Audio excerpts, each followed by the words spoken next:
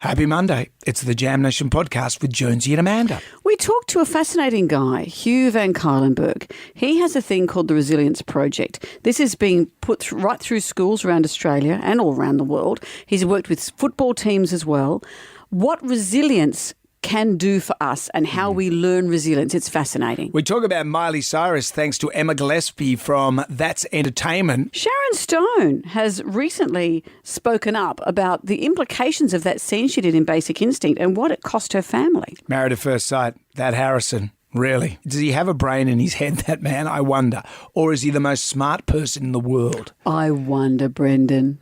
Also, Jam Etiquette. You're in a yoga class and you've got a bit of flatulence building up. What do you do? And if you do pop off in public, do you say anything? And if someone next to you pops off, do you say anything? We put it to the class. Enjoy our podcast. Everybody online. Right now, by the miracle of recording, we had so many requests for them to do it again. Mistress Amanda. Miss Keller. Amanda. Doesn't work alone. Wow, this is fantastic. Her friend is in a back room making the tools of the trade. I've heard them describe him as a drunken idiot. Sorry, I've been drinking beer. The legendary pirate Jonesy and Amanda the actress. Hello, Wiggles. Congratulations, Mandy. We're on the radio right now. What is it, you can't face? Jonesy and Amanda, you're doing a great job. You have no empathy for anyone but yourself, you giant tool. Now's the time to hear good radio. Sorry, a bit of a tongue twist there. You're an idiot. Jonesy and Amanda are here. It's showtime, a-holes. We're on the air. Well, hello there, Amanda. How are you today? I'm well, and how are you? I am Groovy Tunes. Are you? Groovy Tunes. Had a great weekend, a relaxing weekend. Yeah, me Got too. some stuff done. Finished Harry's book. Oh, thank goodness. Praise the Lord and hallelujah. Can we stop talking about it now? Quite. If you should read the book. I'm not going to. It's worth having a read. It's a fascinating insight into the life of a royal. But to quote the Rolling Stones, you can't always get what you want. And are you telling Harry that? Yeah, you can't have it all, mate. That's the way it works, I'm afraid. So leave the royal family and just Yep. be quiet? Yep. I could have told you Or- that page one.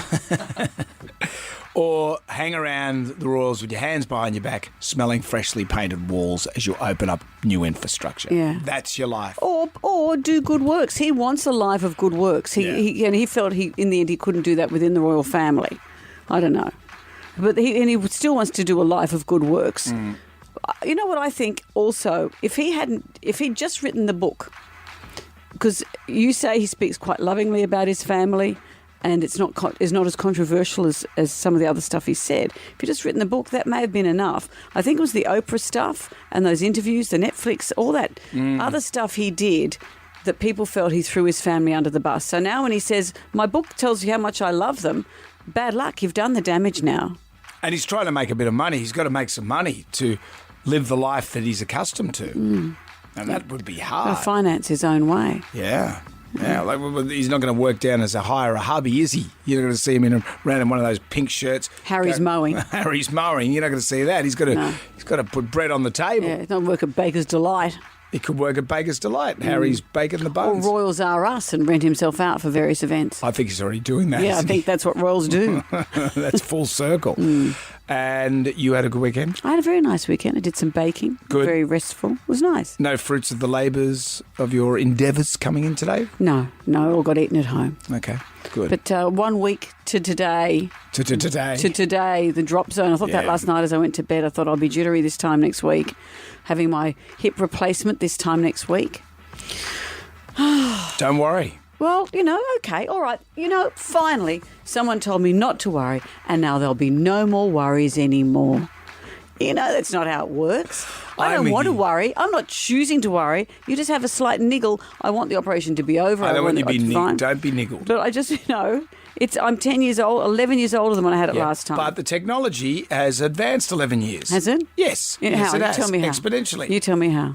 My neighbour Gaz. Exponentially. My neighbour Gaz, he just had hip surgery, Yeah. and I looked at his scar the other day. You can't even notice. No, same with And mine. he just had it 3 weeks ago. Yeah, I agree. All that stuff. But those 3 weeks are pretty horrible. Yeah. What I'm saying Tell me what you're to saying. you is that you're What are you getting saying? jazzed. I'm here to give you encouragement. I'm and a normal support human and succour. who gets jazzed at things like Yeah. major bone surgery. Yeah, of course. But when you say words like that, let's just... Let's just pare it back. It's not a walk in the park. Okay? Your insights are really giving me succour, Brendan. I'm here to support you, my why love. you didn't go into the world of psychology, I just don't know.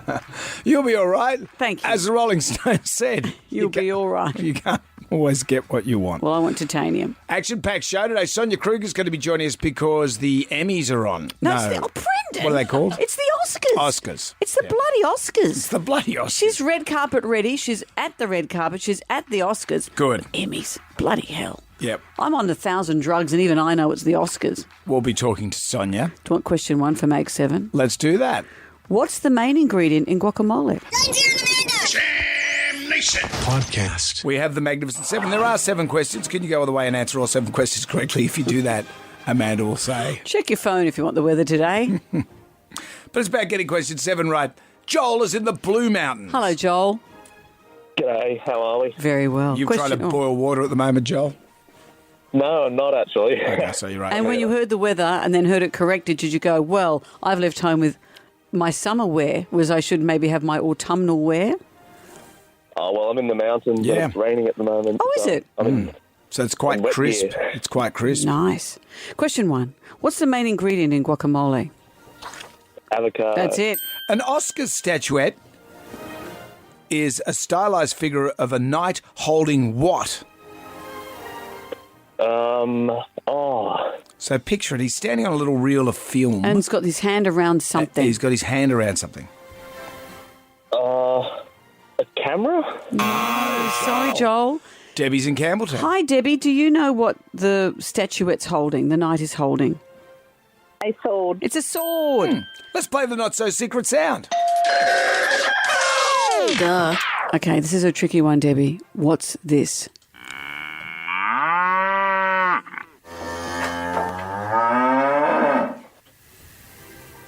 A cow. Yes, it is. Oh, excuse me, Debbie. Yes, it is. She has a name. Radio is going ahead in leaps and bounds. That is a cow. What are Crayola crayons made of? A, rubber, B, clay, or C, wax? Wax. Yeah, wax. Answer that with a degree of authority, Well, Debbie. How do you know that? I would have known that. Did you just know it, Deb, or did you guess? Grandkids. Aha, there you go. Many of those grandkids have shoved one up their nose, I'd imagine. No, more in the ear. That's why it's wax. Question number 5. The Barnstormers is a new band led by which Australian singer? No idea. Sorry. That's where you leave us, Deb, I'm Knows plenty afraid. about crayons, but not about the Barnstormers. The Barnstormers is a new band led by which Australian singer? Jam Nation. The Magnificent 7. And we find ourselves at question 5. It's going to Michelle in Warragamba. Hello, Michelle. Good morning. How are you? Very Michelle. well. While the rest of us went on school excursions to Warragamba Dam, did you go to Warragamba Dam? Yes. And so you went down the road for a school excursion? No, I didn't grow up there, but my husband did. So. Right. Ah. So imagine that. You're going on a school excursion, just walk to the end of the street.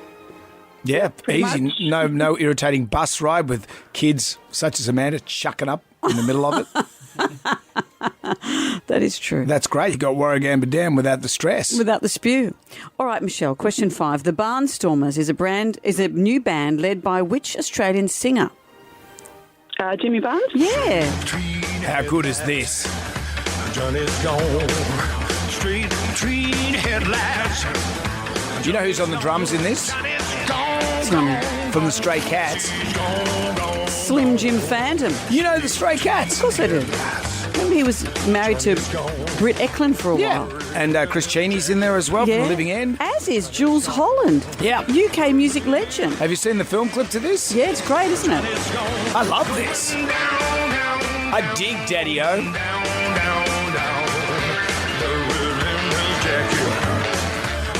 The fact you've said Daddy-O means it's time to move That's on. how rockabilly's talk, man. Question number 6 Don't for be you. a square. The construction toy Lego started in which country, Michelle? Ooh. Is it Japan? No. Think of some cheekbones. John's in Wetherill Park. Hello, John. Yeah, how you going, guys? Very well. Where did Lego start? Denmark. It was Denmark. It's derived from a Danish phrase, "leg godt," which means play well. The Oscars is the nickname for which huge award show? Academy Awards. Yes, the ceremony starts 11 o'clock our time today. You can watch it on Channel 7 or 7 Plus. And Sonia Kruger's going to be It's been a joining year us. since the slap. A year, that's right. Well, I want to ask Sonia about that because the last year's winner usually comes out to lots of accolade. Will Will Smith be part of it today? No, he won't be there. He's not allowed. He's He's banned. banned, isn't he? Forever? He's banned for 10 years, I believe. John, this has little or anything to do with you. You're just going, tell us about the prizes. Congratulations, you won the Jam Pack, a $150 facial voucher for the Skin Clinic in Concord. Highly experienced and passionate therapists delivering excellence in skin integrity. A HelloFresh meal kit. Plan ahead with delicious seasonal recipes from HelloFresh. And Jonesy demanded a carrot, choose for the colour and some standard pencils. Good on you, Johnny. Thanks, Johnny. You still Anything there? you'd like to add? Right. We're losing you, John. John, we're losing you. Breathe, damn you, breathe. Jonesy and Amanda. Jam Nation. Podcast. Places, everybody. Sorry I'm late. There's no time to waste. The clock is ticking. Let's do this thing. I'm going to flick through the Jalmanac, a book of big musical facts. On this day in 1993, Eric Clapton started a 3-week run at number 1 on the US album chart with Unplugged. Do you know this remains the most successful and best-selling live album ever, winning 2 Grammy Awards at the 35th Annual Grammy Awards in 1993. Brendan. And it became that whole thing, the MTV Unplugged. Quite frankly, if I see an artist come out onto a stage with a stool and a guitar, I go, okay, I'm going to go and get a beer right now. Really? Yeah, I want to see the whole band. I don't want to see acoustic stuff. Really? I'm only in it for the stool. Eric's achievements, though, go well beyond this. He's the only person inducted into the Rock and Roll Hall of Fame 3 times. He's won 2 Emmys, 17 Grammys, and Harvard University named a minor planet, an asteroid after him in 1990 called Clapton. Let me tell you about I thought that it was going to be planet. called Eric. A planet called Eric. I don't know if I'd be too thrilled with this. Clapton is incapable of supporting life as it has no atmosphere and it's a cold and inhospitable place. Oh, that's unfair. Yeah, well, there's a whole lot of musicians that have things named after them. There are also planets named after John Lennon, Paul McCartney, George Harrison, Ringo Starr, Jimi Hendrix, Bruce Springsteen, Buddy Holly, Jerry Garcia. Jonesy, no one wants Uranus. Yeah. Let it be said. Liam Gallagher's got that. Yeah. All right, well, let's play one of Eric's best. Get it on. Jam Nation. Now we are basking in the delights of Married at First Sight. Did you watch it last night? No, I didn't. I haven't read Harry's book and I'm not watching Married at First Sight. Always fascinates me, Married at First Sight, because at the end of it, it's a game show. It's a TV game show. And the prize, it's not about finding love. It's about how much you can parlay your career. So you're working at Baker's Delight or you're working in a boring job at a tax ITP. I think they're all influencers, aren't they? Anyway, you're trying to parlay that into something else to stay relevant. So this is how you do this job. So I watch it to see how they're going to go in the future, because we know that none of these people are together anymore. Sorry, spoiler alert. Really? None of them. Has that None been of them. ascertained? Pretty much, yeah. And is that because they've broken the producers' rules and spoken about the result? I think it just gets out there and was filmed last year in October or November. So, we're a lifetime away since then. But always fascinating to watch, particularly Bronte and Harrison. You know Bronte and Harrison. Harrison is the one that's so hot. Remember this? Some girls came up to Dan and I at a bar.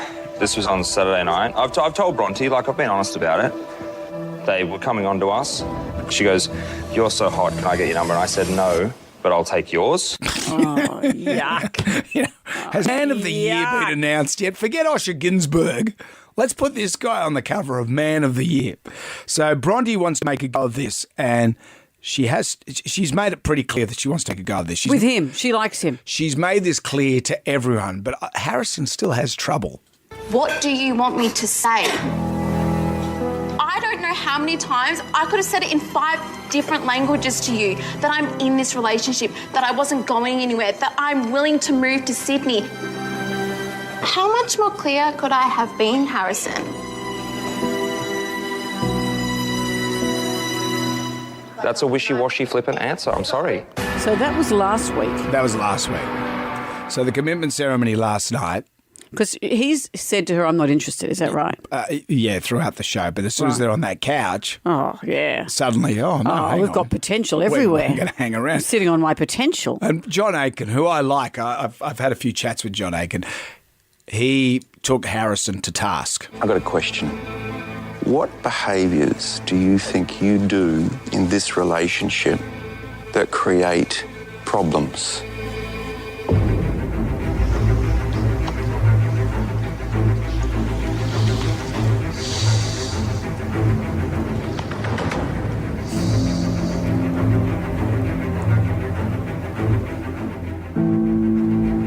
I don't know.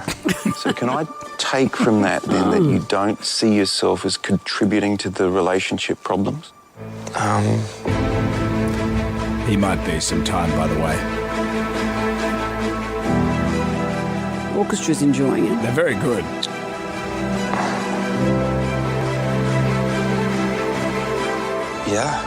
Yeah. I've forgotten the question. What's the question again? Eddie, can I phone a friend? What a knob. And so either he's incredibly brilliant or he's incredibly dumb. I don't know which one. Which one? Which one is it? So he doesn't like her. Yeah. She likes him, even though he's saying, I don't like you. Yeah, and this gobsmacked everyone. Everyone was blindsided, which is a word by that they don't what? use The much fact on they show. wanted to stay. That they wanted to stay. So much so, Lyndall, she's the one with the cystic fibrosis. I quite like her. She said this. As Bronte's confidant and a person that has chased her out of several rooms in the last week, I feel in disbelief at what I'm listening to, because I was willing to go to war for you at that dinner party, Bronte, and I told you everything that Harrison had said, the fact he called you fake, and you cried to me saying, I am done with him, all the girls were right. And now I sit here and I have to be honest, girl, I feel stupid. I know, babe. Bronte, you're being emotionally manipulated. I know, babe.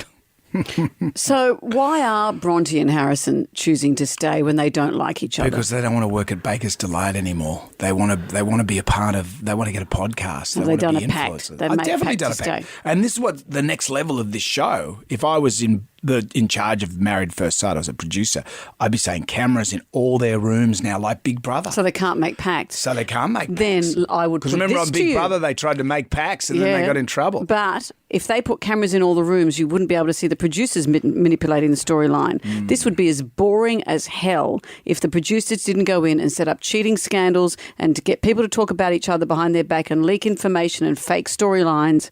It's the producers that are doing the pacts. That's why you can't watch it 24 hours unfiltered, because it'd be boring as hell. It's all fake. It's all fake. And I'm the only one who cares that it's fake. We've put that to the pub test. Everyone just sees it as, television viewing. They don't care whether it's Married at First Sight or Married with Children. What do you think, Harrison? That's a wishy-washy flippant answer. I'm sorry. Well, he can piss off as well. He annoys me. I watch it because you don't have to. Jonesy and Amanda. Jam Nation. Podcast. Well, our next guest may have unlocked the secrets to the universe and human experience. So interesting. He's the man behind the Resilience Project, which has seen him work with the NRL, the Australian cricket team, the Australian women's cricket team, the soccer teams, the Gillaroos, the AFL. It's about learning positive mental health strategies to become happier and more resilient, and don't we need that? His name is Hugh Kylenberg, and he joins us now. Hello, Hugh. Hugh! Morning, guys. How you going? Just before we kick off, just to let you know, I'm doing this in the car. I've got 3 kids under the age of 6, and I thought I was going to do this inside, but this is like a scene from Jurassic Park at the moment. All 3 of them are trying to get in. Well, so this resilience is going to be tested anytime soon. Hugh, I'm going to ask a question. Are we less resilient now than we used to be?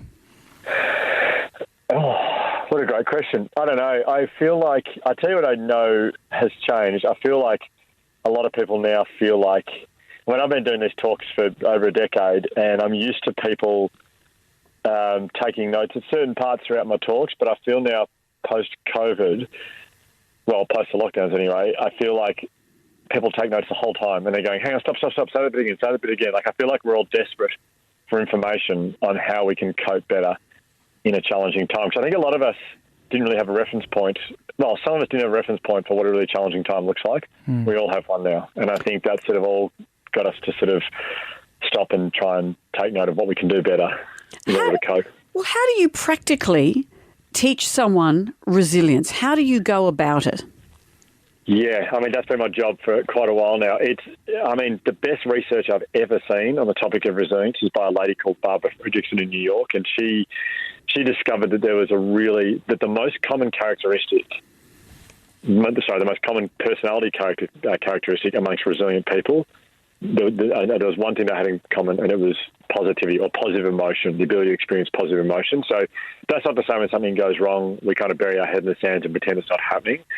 It's just that we still look for reasons to smile, we still look for reasons to laugh, and we still involve ourselves in activities that we know will bring us joy. So, for example, at the Resilience Project, we try and teach 3 things: gratitude, empathy, and mindfulness, because you can practice those 3 things. And when you practice those 3 things, what happens is you cultivate positive emotion, and that makes you more resilient.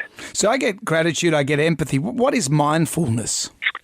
Yeah, it's a bit of a buzzword, and I think some people find it annoying, so I'll try and explain it in a non-annoying way for you both. So mindfulness is the ability, for me, it's just, everyone's got their own definition of it, but for me, it's the ability to just be wherever you are. And we're so bad at that these days. We're constantly being pulled in a million different directions, and even if we're with someone, a lot of the time we're not really there. Even when we're with our kids, our phone's in our pocket and it vibrates, and even if we don't check it, our attention's going from our kids to who would that be, what would that be about. I think I'll check in a couple minutes. No, I'll check it now. I'll just check it now quickly. It'll be fine. It'll take me 3 seconds to check it. So mindfulness is the ability to just be wherever you are. In the moment. As simple as that. Yeah, it's simply to be present. Have you found tangible results? If you're working with a football team, for example, and you put them through this regime, can you see their performance change? I do love all the sports stuff I do, but I have to be honest, my biggest passion is school kids. We work with, we got 420,000 kids around Australia doing our curriculum every single day, and that's where we have some really incredible tangible results. So Adelaide University 3 years ago went, hang on, what's this program? We're going to check if this actually works, which made me incredibly nervous because it was like 10 years of my life.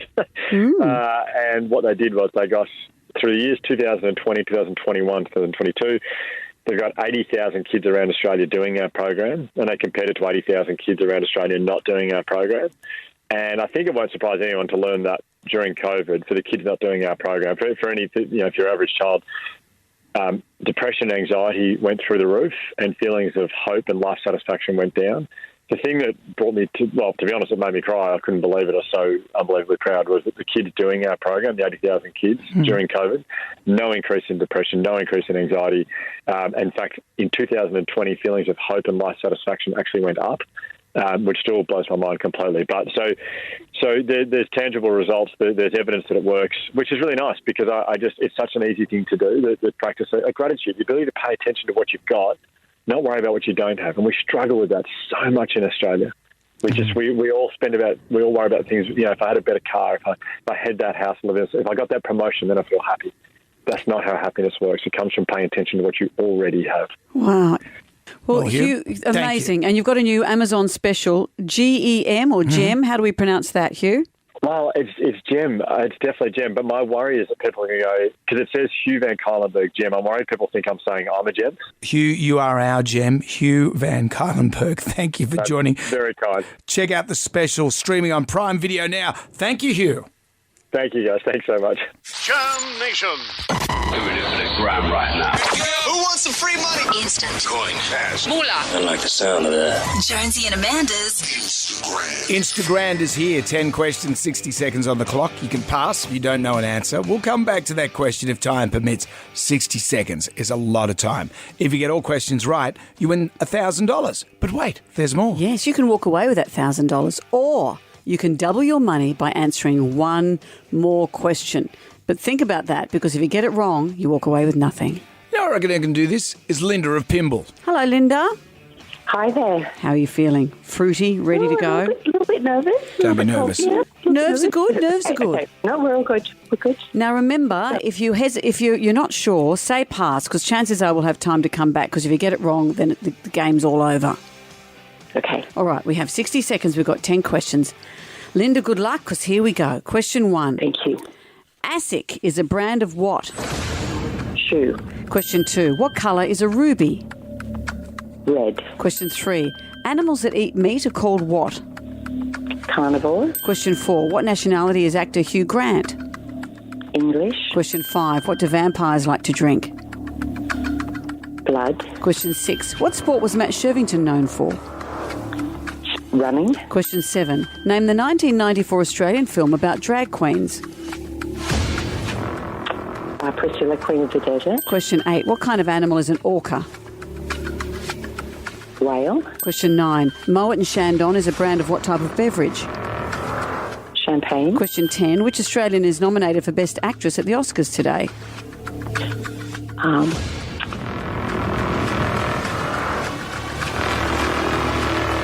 Quick. Come on, Linda. I can see her face. Quick.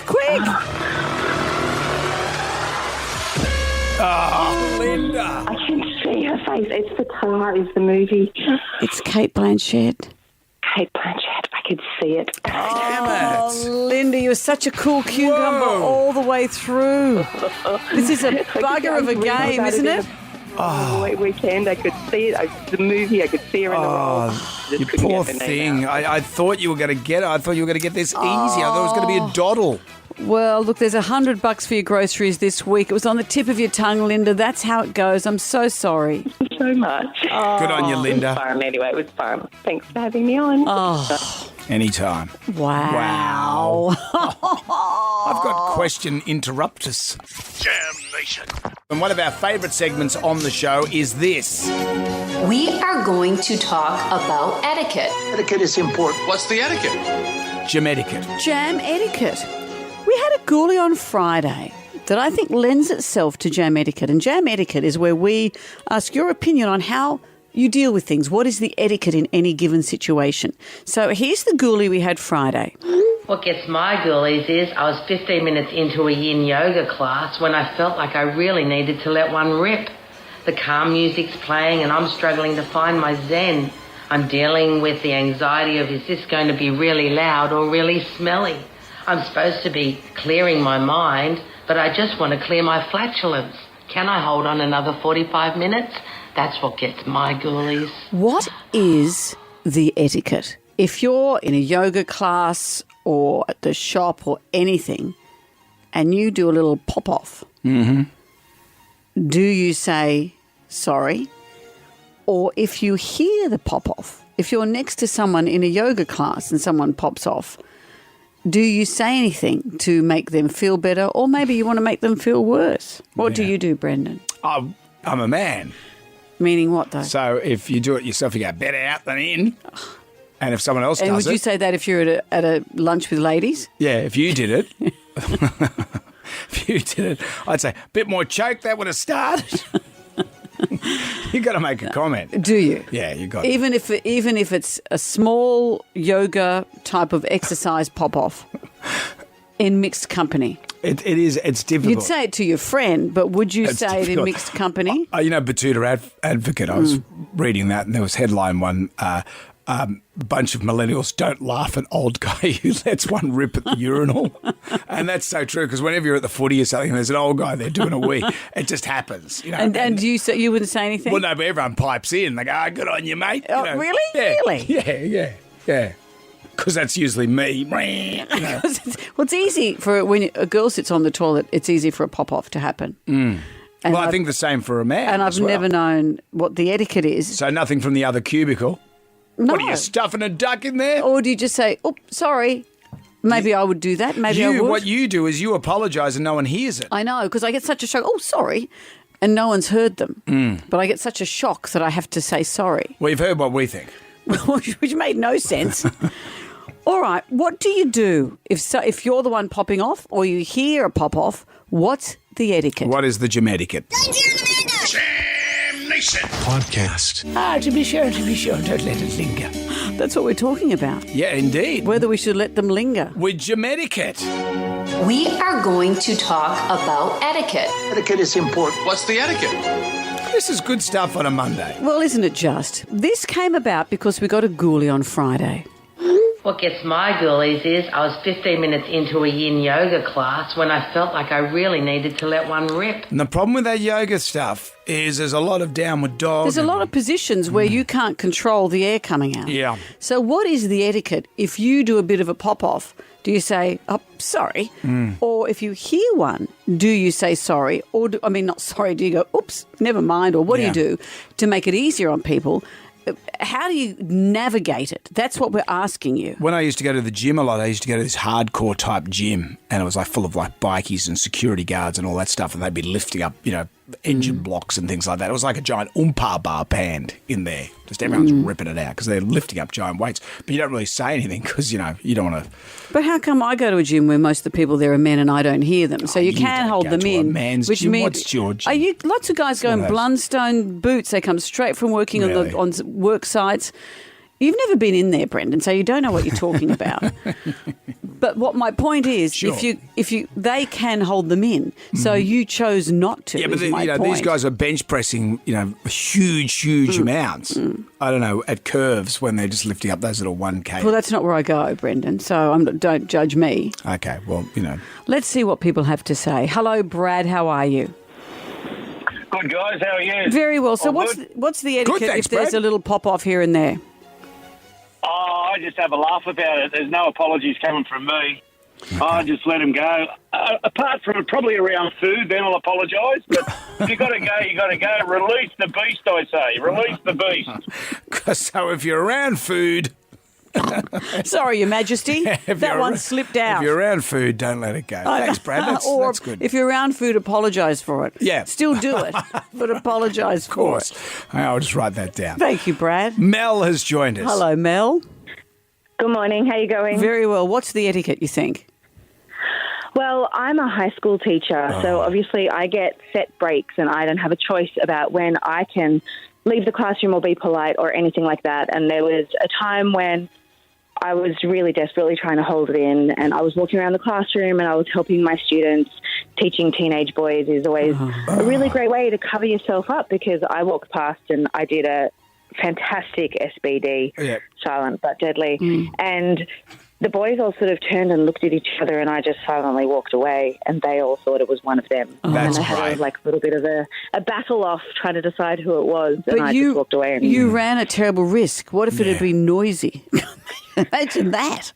It was a slow release, so I knew that it wasn't going to be. You could control it. I admire your control, Mel. That is very, very good. When you can do a bit of crop dusting there, you just go past.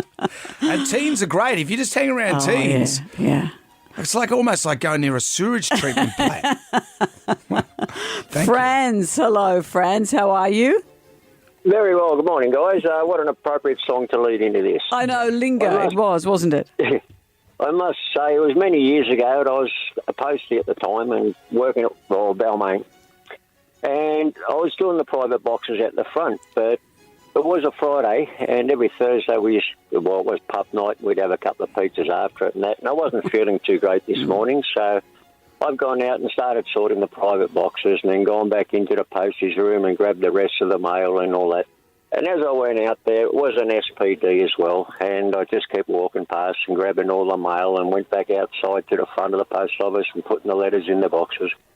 And all of a sudden I hear out the back, "Oh, Paul!" And they blamed somebody else, because there was a couple of us who used to have a little gag inside the back. And anyway, they blamed him, and I was at the front laughing, and I had tears coming out of my eyes because I knew it was me. So when I finished sorting my mail, I've gone back in there and I says to the head man, I said, "Oh, sorry, Merv, I didn't mean that. It must have been me." And he went off his nut and started saying, "Oh, you weren't even in here. Get out, get out." Right. So I guess the moral to the story would be, don't admit to anything, and it would be your problem. You're crazy. Why would you go in and tell? Don't admit to anything. This is what we're after. This is the etiquette advice we're after. Thank you, Franz. Don't admit to anything. I think we've achieved much here. I think so too.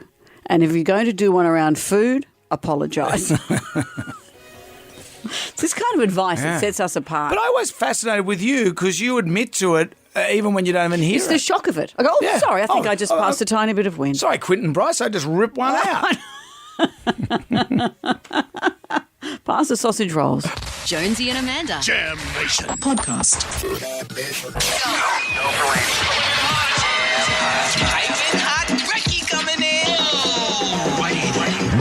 T-minus 1 week till the hip surgery. Everything is being planned. Everything's working out. Why are you laughing? No, because everything's... Why is this funny to you? It's not funny. It is funny. It is not funny. You were being playful in a time where there's no room for play. I like to think that I'm a nice distraction for you. So this time next week, I'll be having a hip replacement. But you keep saying you're going to come to the hospital. I don't want you to. You don't want me to. You keep saying, I'll be there and mopping your brow. I don't want you to. You say, I'll do all your rehab with you. I don't want you to. So what is it about I don't want you to that you're not hearing? But why? If I had the same situation, when I had that motorcycle accident and I was lying on the hotel bed and no one visited me and I was out of my mind. Why were you in a hotel? Hospital bed. Hospital bed. I don't know. You were in Newcastle. I was in Newcastle, John Hunter Hospital, which is a great hospital. I came to visit you the second you got home. You did. You were on your own, weirdly. Yeah. Off your face on endone, and I stepped over a decapitated rat to get into your house. Yeah, the cat. The cat gave you a nice gesture. The cat came and brought me some a present. Yeah. Yeah. Yes. That's right. That's right. And I didn't offer, though, to do any lawn. Actually, if I remember rightly, you came down and just irritated the hell out of me. You brought me a big sandwich and then you took a giant bite out of it. Yeah. Well, I was hungry. So anyway, yes, a week from now, I'll be having my surgery. I will be in hospital a couple of days. Last time, the procedure, it's a different surgeon and, 12 years down the track. I missed out on the room number. What room? I'm not telling you. Which hospital? Last time I was only in hospital for one night. This time, I'm in for a couple of days, which is better because I can work out my pain meds and things. I get nauseous at the drop of a hat. So at least this way they can help me manage all that stuff. And I won't go home until I'm able to go up and down stairs and the usual. Yeah. What if some little kids wanted to come and sing songs to you or hold vigils, candlelight vigils outside the hospital? Which hospital is it? Remember I told you once that when Harley had his vasectomy reversed a number of years ago, he'd been married before, his wife hadn't wanted children, so there were no children. When we got together years after that, we wanted to have children. So he had his vasectomy reversed. And there was a man who came out of the anaesthetic who was having the same procedure in the next room to him, who was woken up by a clown. Someone in a clown outfit. His wife had arranged for someone in a clown outfit to go and wake him up. So if I saw your face when I came out, I'd think, who's hired the clown? So which hospital? No information. Is it? You're going to monitor me every inch of the way. We'll have to dust off Munzwatch. You're right. Munzwatch. Happening now. What's the what? You've got no information. Well, all you've got is Raz. You're not asking me if you can help me, if you can make me a cup of tea, if there's anything I'll be there to make you tea. I'll be there to do all your stuff. No, but all you're saying, you've just got sound effects with nothing behind it. Not at all. I can come down there. I will wash whatever you need me to wash, and I'm happy with that. And there'll be I won't make you won't hear a peep from me. And I'm very good at washing. Washing people. what? Well, I've done people it with infirm people. My father, I wiped my dad's bum. My late father-in-law, Ron. Boasting. It was Christmas and he was in his 50s and quite well. My late father-in-law, Ron, I had to help him with the little bottle and all that sort of stuff. I said, gee, here we are. So I'm really good with it. And you'd never mention it again in the same way you haven't mentioned their private moments. You're just making me more nervous. Jam Nation. Let's get on down to the Jonesy and Amanda Arms for the pub test. Your husband, Harley, brought this to the table. Yes. It's something that's always irked me. Has it? Well, he was watching the football on the weekend, the league, and he heard the refs using the players' first names. He said, like you, it's always irked him, this kind of thing. Campbell, come here. You don't touch blokes from the other team. You don't do the same. Back off there and play the ball here. Away. Now, square, Damien. Hold there, Nathan. Good now, Nathan. He said that's Grant Atkins there. Yeah, but he said that the ref shouldn't be their friend. By using their first names, it's too familiar and it makes it sound too palsy. The ref should be a level separate to the players and should address them by their surnames, probably. That ref in question is Grant Atkins. Can I just say, he sounds a little bit like Michael Clark when he went off at Carlos. What do you mean? Carlos, I'm tell you now, don't you walk away. Shoot, Ken. Beeps wasn't very effective. That's enough, right? Don't you think? So it irks you? It irks me because when I played football, and I was the worst footballer in the history of football players, but on the side, the ref would be going, "Okay, Gavin, okay, Peter, okay," and when it'd come to me, he'd go, "Righto, buggerlogs, that guy there with the long socks, you, Mr. Long Socks." I never got the respect. So you're saying you do want first names? It bugged me because I didn't get my name referenced on the field, so whenever I hear that, I'm triggered and I hate it. What would you like to be? They should all be called their surnames, you think? Nothing, instead of just Damien, hey you, it should number be- 6, hey you, or it number should be 7. It should just be the number, not even But Cook, not even the surname. It's only because I'm jealous. That's the only reason. Okay, well, what do you think? Are you jealous? Putting it to the pub test, refs using the players' first names. Is it okay or does it bug you? Jonesy and Amanda. Jam Nation. Podcast. I demand entertainment. Are you not entertained? Put on your dancing shoes. Now give me your best shot. From mamamia.com.au, Emma Gillespie is here. Hello, Emma. Hello, how are we today, friends? Super. Always great to see you, and any excuse in my book to talk about Miley Cyrus. Agreed. Actually, Jonesy wanted to talk about this one. It's his favourite new album. I love Miley. I think she's got an extraordinary voice, and I Doesn't think she? she's an incredible storyteller. Agreed. And people are saying the story she's telling is about her breakup with Liam, obviously. Yes. So she's... Liam Hemsworth, just in Yes. case there's some people going, who's this Liam? Yeah, Australian Liam Hemsworth. She just dropped her 8th album. It's called Endless Summer Vacation. Now, as anticipated, it does look like it dives deeper into more stories from this allegedly chaotic marriage to Aussie actor Liam Hemsworth. Now, this is the same relationship that brought us such bangers as Wrecking Ball 10 years ago.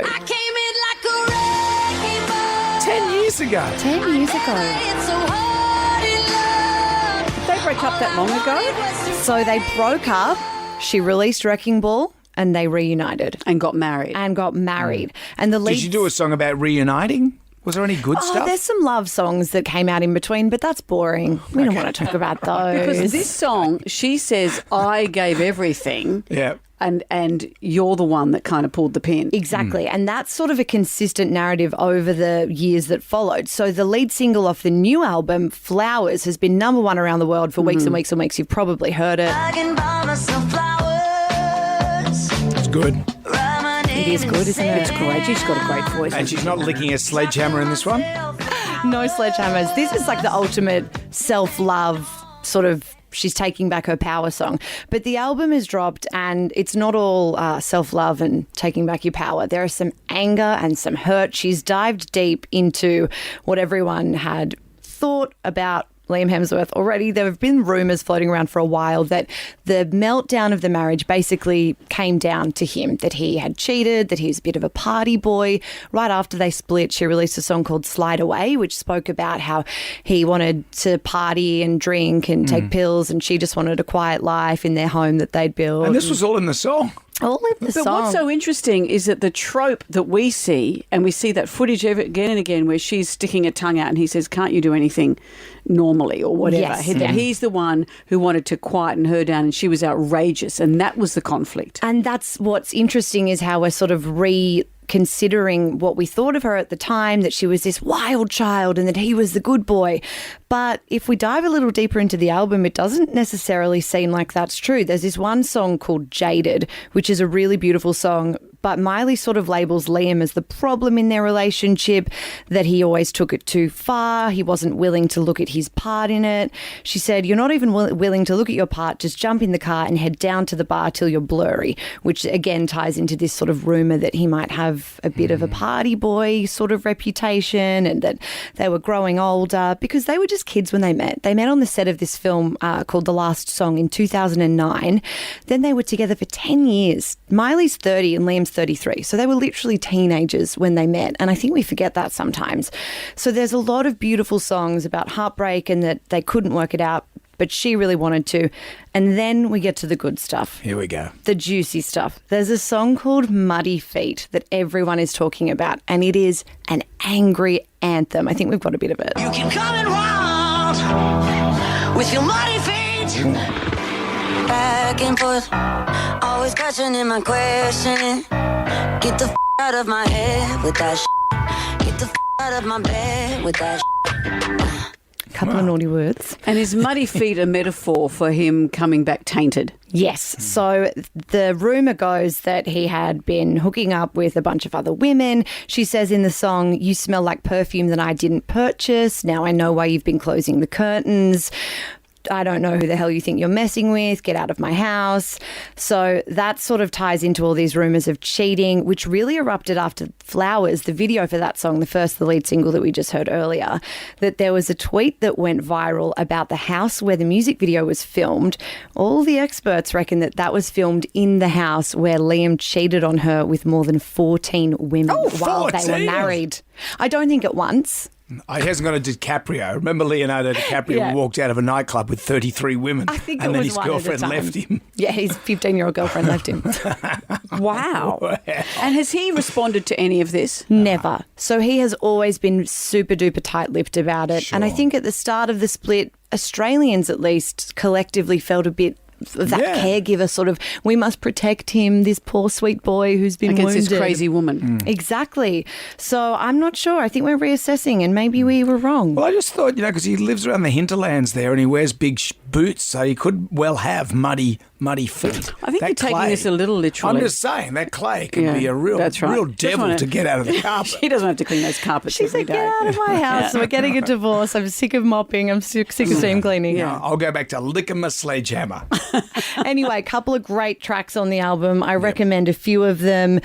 Great breakup album if you just need to have a scream or a cry or a dance in the dark. Do yourself a favour, says Emma Gillespie. Thank you. Apologies to Molly Meldrum.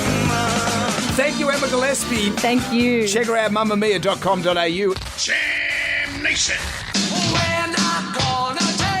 I want you to get up right now. I feel like I'm taking crazy pills. Go to your windows, open them, and stick your head out and yell, I'm as mad as hell.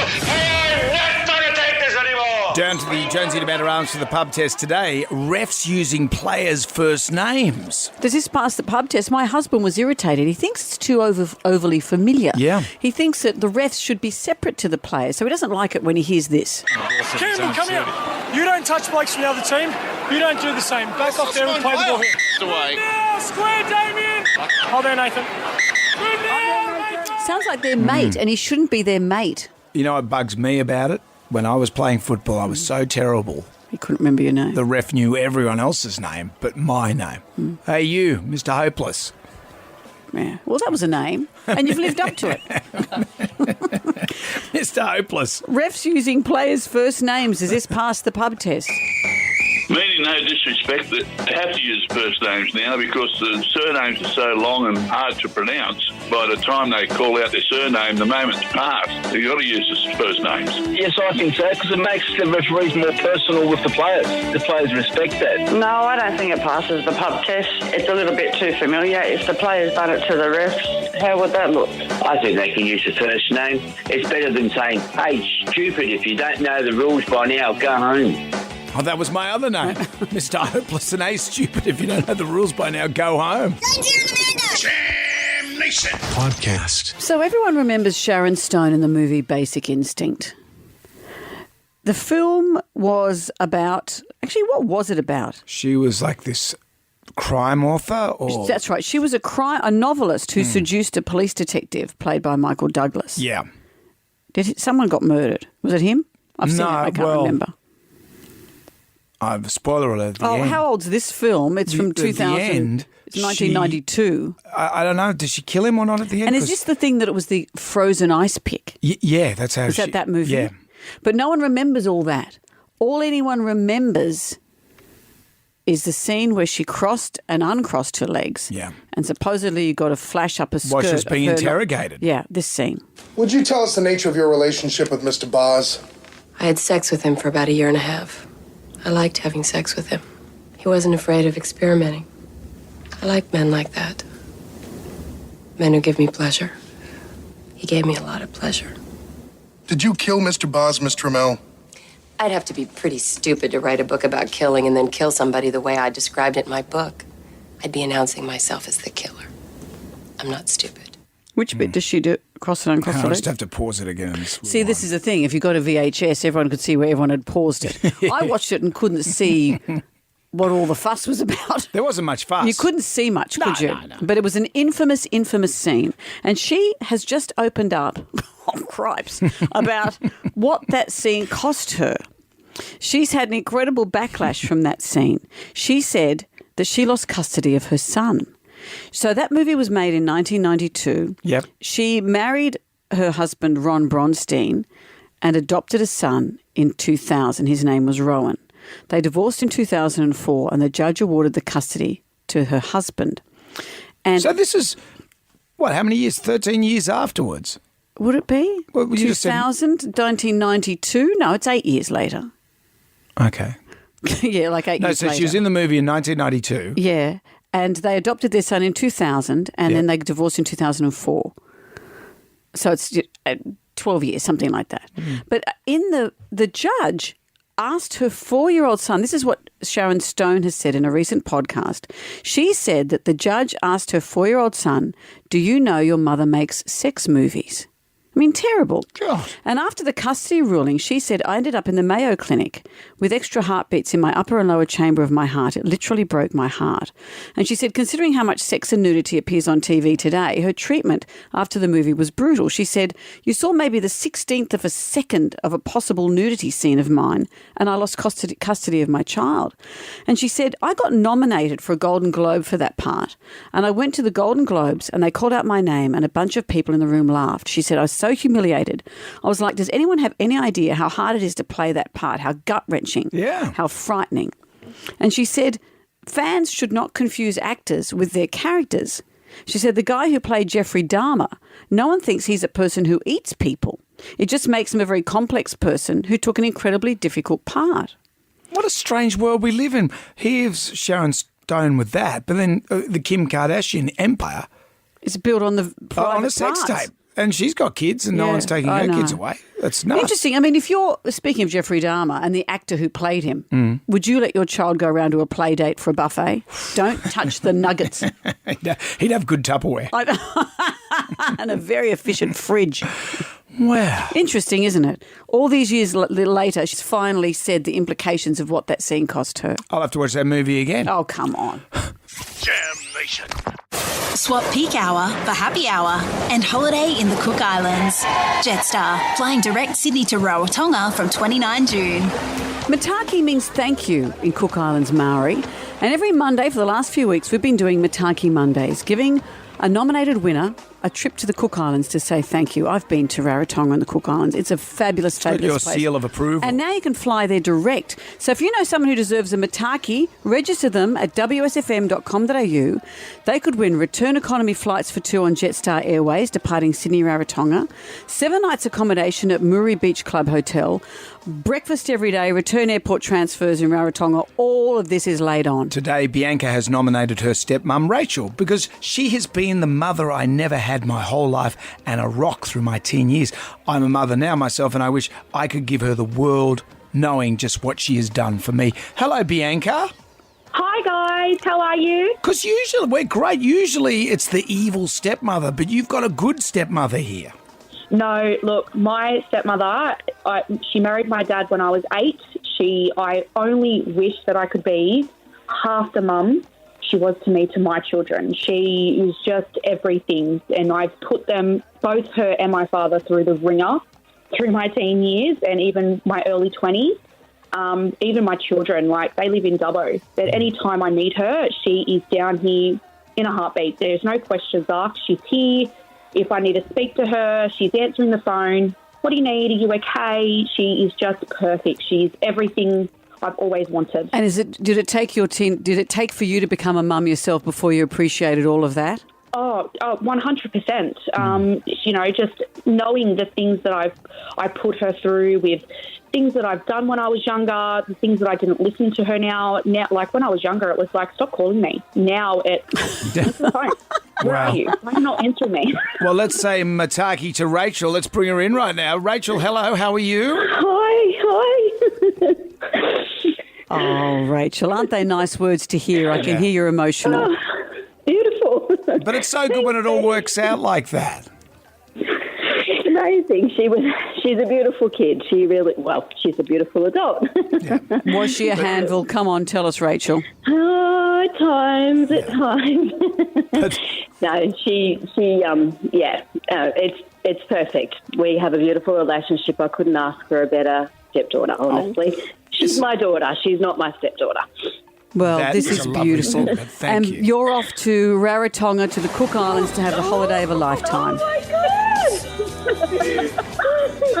my God. Thank you so much. Oh, I've got goosebumps listening to this story.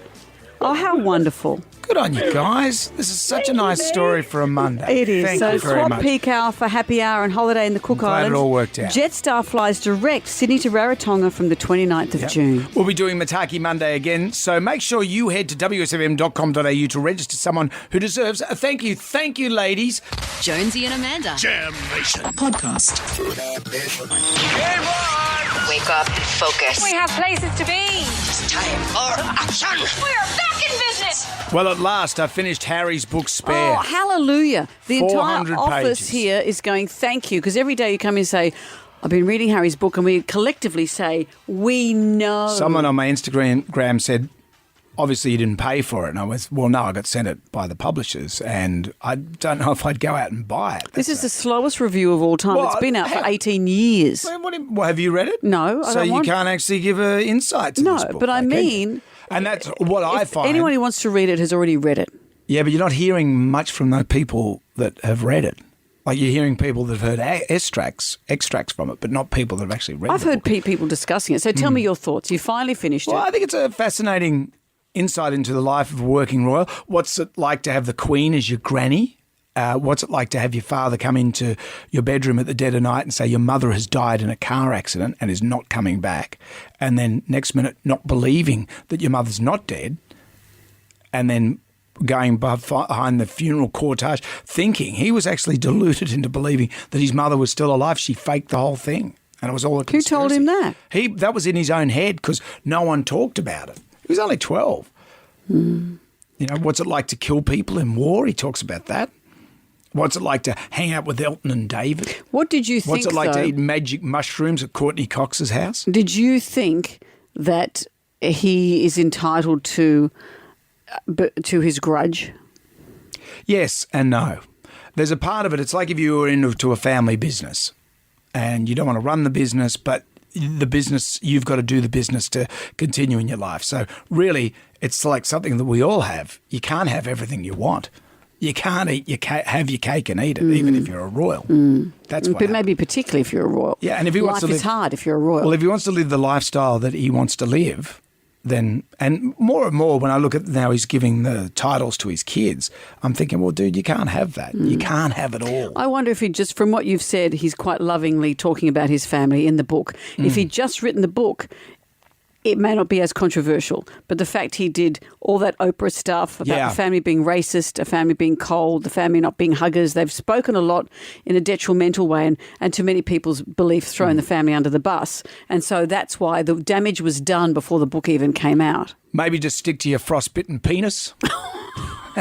and that's it. And we'll all be happy. Jam Nation. Well, Hollywood's going off today. Obviously, the Oscars are on while we're having a cup of soup here in our studios. This is how we roll. This is how we roll. Smells like an old folks' home in here. Even if you never normally watch the Oscars, last year's will stick in your mind for one incredible incident. The big slap. The big slap. Every couple of years, a big controversial something happens that reminds people that the Oscars are on. But this year, there's a number of Australians who are nominated, which will make it of interest to a lot of Australians. It's the 95th Academy Awards today. Cate Blanchett is up for lead actress in the film Tar. What's that about? I think it's about a German conductor. Okay. Not, I'll get you for that, but not a bus conductor. Okay. A music conductor. Baz Luhrmann is up for Best Picture for Elvis. His wife, Catherine, is up for Best Costume Design and Production Design. Now, this is interesting. The cinematographer in Elvis, Mandy Walker, is nominated. And if she wins, this will be the first female winner in that category in the 95-year history of the Academy Awards. That's amazing. There's quite a few firsts. Michelle Yeoh, who's been winning a lot of the lead-up awards to this, she's the woman in Everything Everywhere All at Once. Yep. If she wins, she will be the first Asian woman in history to win the award. She's the first Asian woman in history to be nominated for Best Actress. Has anyone of Asian extraction ever won an Academy Award? Not in the actress. Surely Jackie Chan would have had a... He wouldn't have got an Oscar. What, you saw Rush Hour? Those films One and do two? not win Oscars. It's outrageous. Isn't it just? Well, take that beef somewhere else, Brendan. What about Tom Cruise? Like, he should get an award. Instead of these arty films where they strap on prosthetics, it should be movies like kick-bum movies like Maverick should be getting the Academy Awards. Well, it's interesting because they say that comedies and action films normally don't. Mm-hmm. So you get that's where you get your production awards for all the Star Warsy, lightsabery stuff, but they don't win the Academy Awards for acting. What about the goodie bag? Is there a goodie bag this year? Interestingly, the goodie bag is worth about $180,000 or something each. I think there's just the presenters that get the goodie bag, $126,000. There's some stuff in there where you can win, a 3-night stay on a clifftop house in Italy worth $60,000. You probably still have to pay your own airfares to get there. It's like those charity things with, hey, stay on my houseboat that's in Helsinki, Right. but you've got to get your own way there. So you get a Jetstar flight over to there. And so what the interesting thing is that people are really talking about here, though, is that ownership of 1 square metre of land in Queensland is part of the goodie bag. Who has the right to give away Queensland? 1 square metre? What are you going to do with that? And how token's that? And who owns it? I'd put a duplex on it. If it was in Sydney, you'd make a lot of money. And this is, of course, the usual sort of thing. You also get cosmetic treatments in your goodie bag. Liposuction, a facelift. Have it at your table during the long speeches. That could be the thing. Get a Brazilian butt lift while you're waiting. That could be a thing. Well, there you go. Well, you can watch the Oscars from 11 on Channel 7 and 7 Plus from 11 this morning. We've been waiting for Sonia Kruger, but I think we've done it all. I think she's been called away, busy on the red carpet. she's heading towards that goodie bag. She wants a piece of Queensland. Yeehaw! Well, she's a Gold Coast girl. Yeah. She knows. Jam Nation. Jonesy and Amanda in the morning. 101.7 WSFM. I misspoke just before. Top Gun Maverick has been nominated for Best Picture for the Oscars. This is a red letter day for people that like real action movies. Yes. Forget your one where they put a big prosthetic on or they walk around in a fat suit or anything like that. This is like stuff. This is like stuff. There's no special effects at all in Maverick. Oh, what do you say? You liked it. I did, of course I liked it. It is nominated for Best the Film. mission as well. We just said that action films and comedy films don't normally garner nominations, but yes, Top Gun Maverick is up for Best Picture. This opens the floodgates for Fast and Furious series. Oh, crikey. Dude, where's my car? There's a movie here in Best Picture you're never going to see. It's called Women Talking. Oh, God. I get it every day. I'll take you to see it. Will you come with me to see it? Oh. Not on your list, Brendan? Jam Nation. Podcast. Everybody shout. Come on now, sing out. It's time for the ghoulies get together. If you want to win $20,000 cash, you have to be our favourite ghoulie of the year. This is thanks to Heron Forbes Machinery House. Download the iHeartRadio app. More and more people are getting onto this. Go to WSFM, press the microphone, record your ghoulie. I'm thinking of ordering you a parts washer. Very handy to have. Post-operation. Just, any time you For want. what kind of parts? Well, you want to wash your parts? Well, you got some bearings that need to be cleaned. You've got like a carby that you want to clean out. Look, my birthday's passed, but thank you. What have we got? What gets my ghoulies is you get stuck behind slow traffic and you need to turn left, but the person in front of you has got this massive gap, and then everybody in the right-hand lane is just cutting in, and then that makes that person slow even more down. And then the person can see you getting frustrated. But eventually you turn left and they turn left too, only to find out the person you've been following and getting frustrated over is someone that you know. Oh. Quite embarrassing. Sorry, Mum. Oh, dreadful. What else? What gets my girlies? When you go to the supermarket and the checkout person calls you by a name. They might call you love, ma'am, buddy. I'm not either of those. Just say hello, how are you? You don't need to give us a title. I don't like that either. I remember my mum years ago saying when she was younger she didn't like being called dear from men at the shops. This is how long this stuff's been going on, that we get all these nicknames. Thanks, beautiful. There you go, darling. Girls a third my age talking like that. Why is girls with purple hair? Hello, darling, can we help you? It's over-familiar, isn't it? It's too over-familiar. I like unfamiliar, where they turn their back to me and spit. And what, you go to JB Hi-Fi often? Why you get service there, it all surprises me, the way you talk Actually, you know about what? them. Can I just say, I went to JB Hi-Fi the other day and they were fantastic. Yeah, I don't know why you persevere. Well, in the past, I've gone in there and it's almost like they're doing me a favour. Oh, I don't know, mate. I don't know if we've got AirPods in stock. Well, you do. You have a shelf of them right over. No, I'm going to have to get that in, I'm afraid. But they're just over. No, it's going to. You're doing it again. You wonder why you get bad service. Last time I was in, they were very nice. Okay. Out with the bad, in with the good. If you dipped out, record it on the iHeartRadio app. It's 2 to 9. Our favourite caller, email or Facebook friend wins a dinner to the value of $300 at Hurricane's Grill. Feast at Hurricane's Grill restaurants in Circular Quay and Brighton Sands. You get the Jonesy Amanda tea towel and 18th birthday key ring as well. Today, we opened up the Jam Etiquette. We haven't done this for a while. This is where we ask for your help in questions of modern etiquette. What set us off was a ghoulie we had on Friday. What gets my ghoulies is I was 15 minutes into a yin yoga class when I felt like I really needed to let one rip.